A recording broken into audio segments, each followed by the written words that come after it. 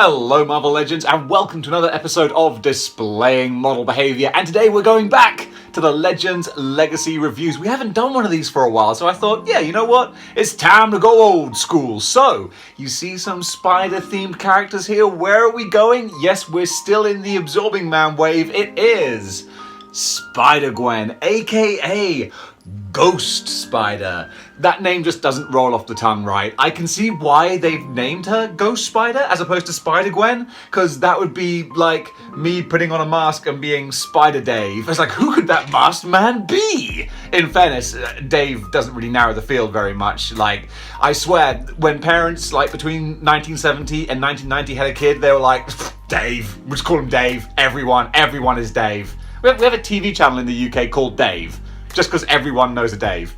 So yeah, that would probably work pretty well for me. But Gwen, not such a common name. So especially when, you know, she starts appearing around this high school, like, and there's only one Gwen.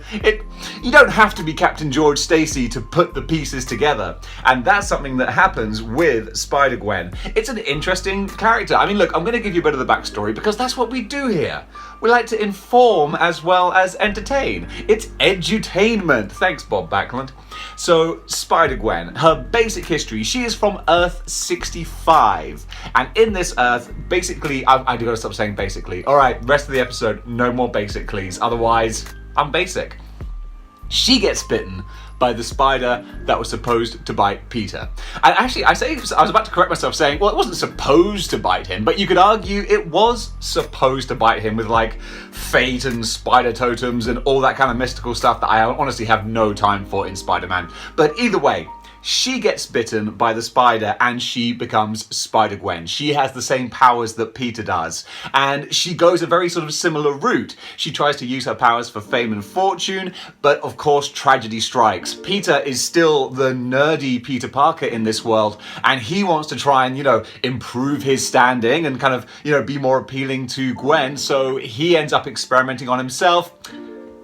Turns himself into the lizard, son. What were you thinking, kiddo? So Gwen has to fight Peter as the lizard. Peter ultimately dies because of the serum, and Peter kind of becomes her Uncle Ben. He is her defining dead person, who she always kind of, you know, harkens back to, oh, you know, I have to do what's right, because if I don't, this is what happens. And she goes on to become Spider-Gwen. And instantly, she was pushed very, very heavily by Marvel. Almost, she got a Roman Reigns push, which was, Marvel really were like, here's Spider-Gwen, you will love her.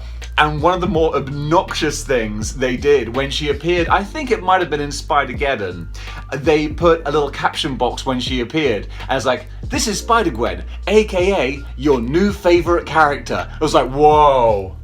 Boo! It's just Roman Reignsing Spider-Gwen. You will love her! Cheer for Spider-Gwen! Blow kisses at her. So, for me personally, she got off to a rough start, because I'm a contrarian. I'm like, don't tell me what I'm going to like. You'll never create a character better than Spider-Side. So, that was a whole thing. But she did start to catch on and gain traction because she is a likable character and she does have a cool costume design. The white with the purple and blue and the white eyes with the purple outline, it looks very cool, very toyetic. So I can see why she started to resonate. And then, of course, she appears in Spider-Verse. I was thinking like, was Spider-Geddon, Spider-Verse? No, Spider-Verse was first.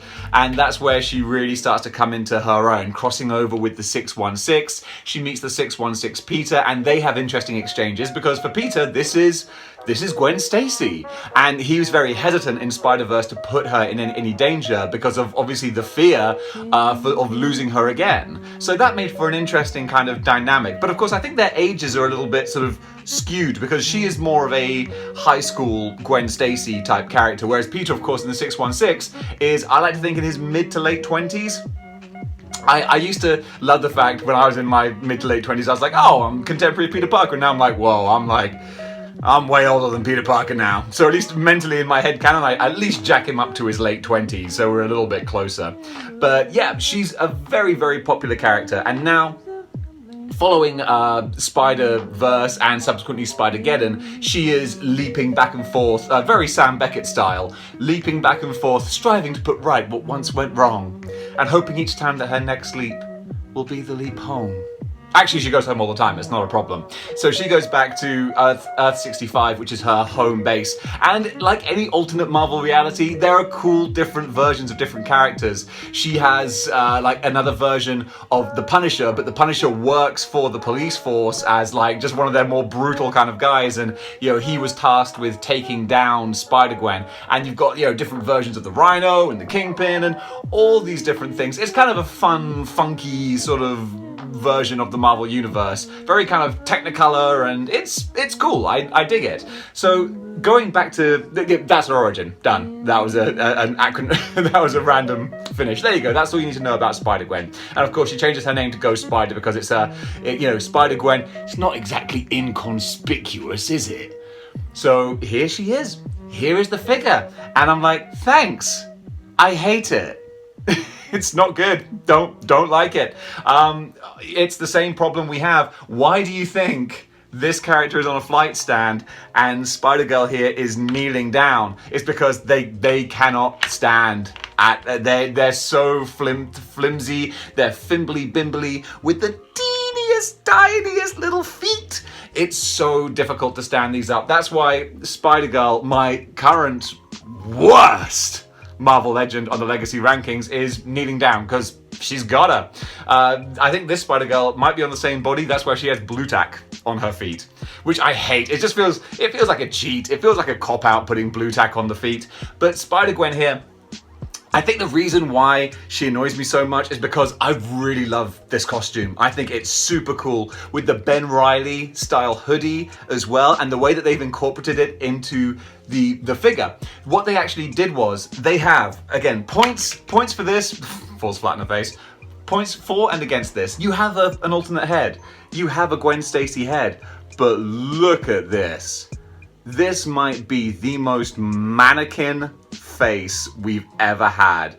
How do you okay this? How does someone sculpt this and someone goes, yep, that's great, print it. Let's put it in a pack and charge $20 for this. It looks just, words fail me. Just like this sculptor failed. He failed this city. It's just nothing. I can't display it with this head because what's she doing? Even if she was waiting for a bus checking Instagram, she would look more interested than this face does. It's bad. It's real bad. So that went straight in the fodder box. I say fodder box. It's not like I use it for fodder because I'm not a customizer and it would pain me to like have a figure that was incomplete even if the extras are kind of garbage. So what I was going to say was when she has the alternate head on, you can take the hoodie off and there's like a neck piece that looks like the hoodie's down. That's actually, it's cool, but just executed terribly, which is what kills me about this figure. So everything else, again, the design, can of Coke to the artist who came up with the design. I love the kind of ballet slipper type shoes that she has. Those are really great, adding some more color into the costume. So you've got the blue with the purple as well. So it's black and white, but then with these lovely purpley pink kind of accents. I love the spray paint graffiti kind of look to the eyes. The way it looks like it has just had like an eye stencil and then graffitied around. So cool. I really, really dig that design, which is why it's such a shame that it's on a fimbly bimbly body that just falls over and therefore needs a flight stand with a head that looks bad. And maybe it might just be my figure, but there's a bit of like paint chipping around. I don't know why I'm showing you like this because it's just super blurro vision, but there's some paint chipping around the edge of the hoodie, which kind of like I always see when I look at it. And again, just this Spider-Girl flimsy body, it doesn't stand well. The ankles don't articulate much. There is ankle rock, but again, the feet are so small that it's just so difficult to stand. And I know it's kind of a catch-22 because then someone could say like, what, do you want gigantic big man flippers on her feet so that she can stand up? I'm like, well, no, obviously I don't want that. But it's just, it is difficult. It's hard to find that compromise. So I can't hold that against her too much because yeah, I don't want big man flippers. Maybe give us a clear disc, stand that you can stand her on, little peg, and like that would be great, Hasbro. Give us some of those, But no, you're not going to do that. But now, having given out about how hard she is to stand, look, folks, she's standing. How about that? But therein lies my other problem. I was talking recently, I think it was about the Spider-Man Mark IV armor. The character has this hand and this hand. And that's only one step slightly better than having this. Because that's it, that's your pose. There you go. Whatever she's doing, she's flying through the air, if she's standing still, if she's waiting for a bus, again, a lot of my characters in my head wait for buses. That's what she's doing. There's no exciting articulation going on there, and that is a shame as well. I want clawing hands, climbing hands, fisting hands. Well, that sounds weird, but just give me some kind of variety, because there's not enough variety to go with this. So with that in mind, I've gone over the costume, I've gone over my likes and dislikes. There's just one more thing to ask, and that is, Rhiannon, what bar is Spider-Gwen? Thanks, David. Let's kick off Spider-Gwen's bars with a pair of sweet kicks. Nike's Valentine's Day Special Editions. Now, they may be lacking the baby blue from her signature ballet flats, but that hot pink pops in true Spider-Gwen style. Next up is the 1995 Calgary Hitmen hockey jersey. Now, still no baby blue, but those hot pink trimmed flames are badass. And you know what else is badass? Spider-Gwen. Huh. And finally, while we still don't have that elusive baby blue, we do have that combination of black, white, and pink with an added cute edge.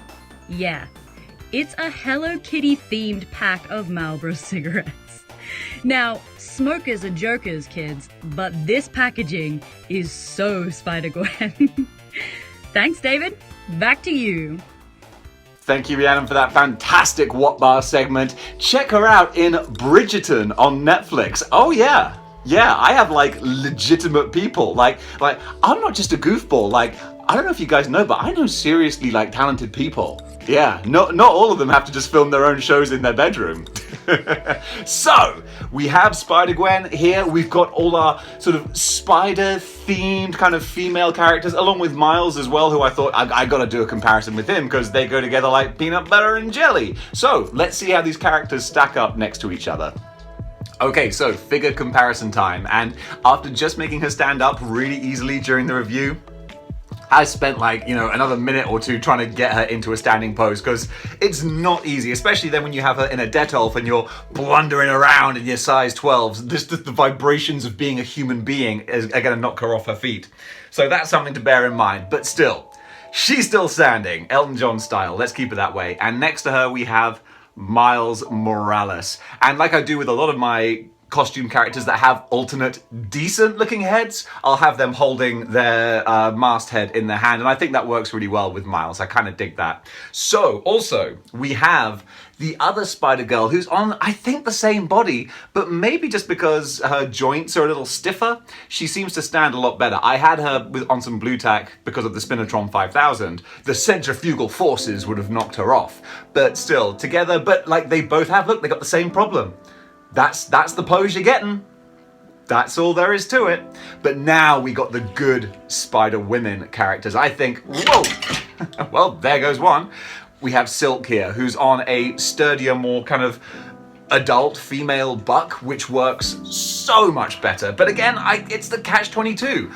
I don't want her on a big buck because she's meant to be a younger character, so you kind of got to take what you get. So maybe I'm being unfairly harsh on this character. I don't know. I mean, what can I say? I'm a cruel taskmaster. Anyone who knows me will tell you that I'm just a tyrant of a human being. It's not true. And finally, oh no, not quite finally, we have Gwen Stacy here, the gatekeeper of the Legends Legacy ranking. She's there just at the very bottom saying, "None shall pass." And finally, we have Ashley Barton, who, yes, from the Old Man Logan stories, and also did appear in Spider-Geddon as well, so she goes nicely in the Spider-Verse collection. And there we go, there's my spider ladies and Miles. So, spider people, there you go. And here they are together. Don't they look pretty? I don't know what it is, there's just something wonderfully satisfying about posing characters next to each other and seeing how they compare, how they look, and just like, it's one of my favorite segments with reviews. That's why I started incorporating it. But now that we've done that, it's time to see where Spider-Gwen ranks on the Legends Legacy ranking. And so clearly I've made no secret that I do have a lot of problems with this figure, and honestly, this one might be a bit unfair because there's stuff that I like, but it's because I like it so much and it was executed so poorly, I feel, that I'm putting her down, way down. So I can't put her below Spider-Girl because at least, even though she has a terrible alternate head, it is an alternate head. So I will put her just barely above Spider-Girl. Does she deserve better? Maybe, but for this ranking, that's where she's going. So that's the ranking. Maybe it's harsh, but you know what? Hasbro have a chance to redeem themselves. In fact, I mean, let's face it, this is England, so we don't have the figures yet, but America, the new Spider-Verse Spider-Gwen is out, and she looks, from what I've seen, fantastic. This is why I don't tend to do contemporary reviews, because we get the figures like 2.5, 3 months after everywhere else in the world. So we will get a Stiltman Wave review pretty soon, but you know, today is not that day, and tomorrow doesn't look good either. But with all that in mind, I would give this figure a sub rating of... This is the worst!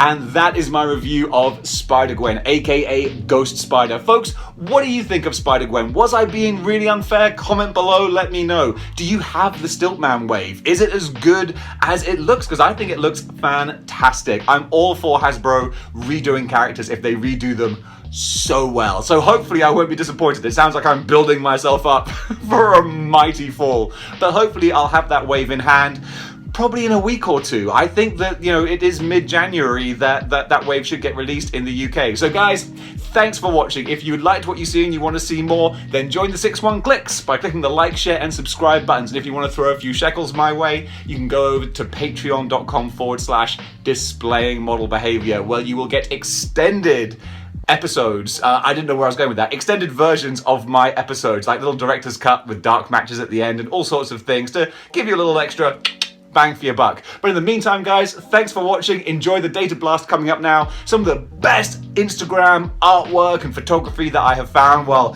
scouring through the different pages. Check out the creators. Go give them a like and a follow because they deserve the recognition for the awesome work they do. And until next time, keep displaying model behavior.